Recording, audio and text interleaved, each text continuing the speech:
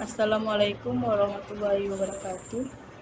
Saya Bunga Hiliana, NIM C0D020051. Di sini saya akan mempresentasikan materi konsep pembukuan di dalam akuntansi perpajakan. Pengertian pembukuan dan pencatatan. Pembukuan adalah suatu proses pencatatan yang dilakukan secara teratur untuk mengumpulkan data dan informasi keuangan yang meliputi harta, kewajiban modal, penghasilan dan biaya, serta jumlah harta perolehan dan penyerahan barang atau jasa yang ditutup dengan menyusun laporan keuangan berupa neraca dan laporan laba rugi untuk periode tahun pajak tersebut. Sedangkan pencatatan adalah pengumpulan data secara teratur tentang peredaran bruto atau penghasilan bruto sebagai dasar untuk menghitung jumlah pajak yang terutang, termasuk penghasilan yang bukan objek pajak atau yang dikenakan pajak yang bersifat final. Persamaan pembukuan dan pencatatan pajak.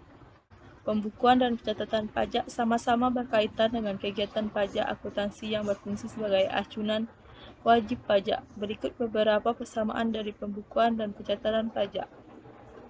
Yang pertama, pembukuan dan pencatatan pajak merupakan salah satu kegiatan akuntansi pajak yang berfungsi mempermudah wajib pajak memenuhi kewajiban perpajakan seperti membuat SPT, penghitungan PKP, PPN, dan PPNBM.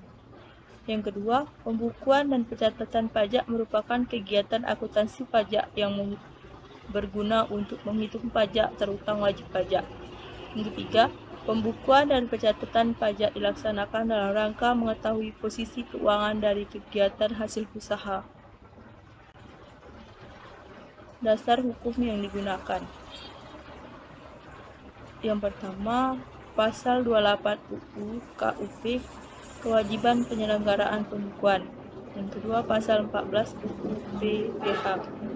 Yang ketiga, PER 4 PJ 2009 tentang petunjuk pelaksanaan pencatatan bagi WPOP. Yang keempat, PER 17 PJ 2015 tentang norma penghitungan penghasilan neto. Ketentuan mengenai pembukuan. Yang pertama, pembukuan atau pencatatan tersebut harus diselenggarakan dengan memperhatikan itikat baik dan mencerminkan keadaan atau kegiatan usaha yang sebenarnya.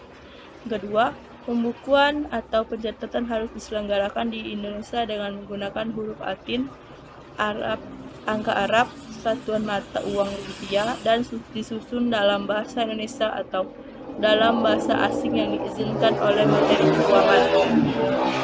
Yang ketiga, pembukuan diselenggarakan dengan prinsip tata asas dan dengan sel akrual dan sel kas. Yang keempat, perubahan terhadap metode pembukuan atau tahun buku harus mendapatkan persetujuan dari Direktur Jenderal Pajak.